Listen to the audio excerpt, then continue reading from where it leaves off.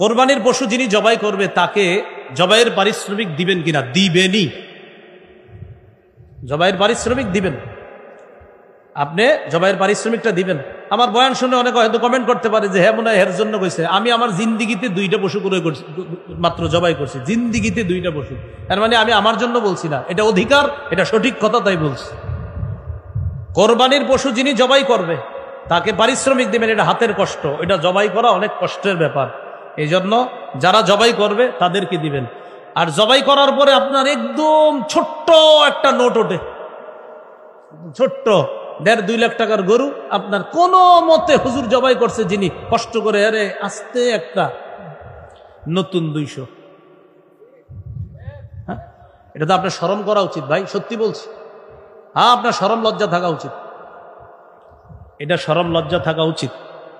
এটা আমি ওই যুগের কথা বলছি যে যুগে আমার বেতন ছিল 5,000 টাকা। ওই যুগে আমরা যে কোরবানি দিছি, ওই কোরবানি যিনি দিয়েছেন প্রায় 10 বছর 8 বছর আগের কথা, তাদেরকেও আপনার ওই 100-200 দিনই।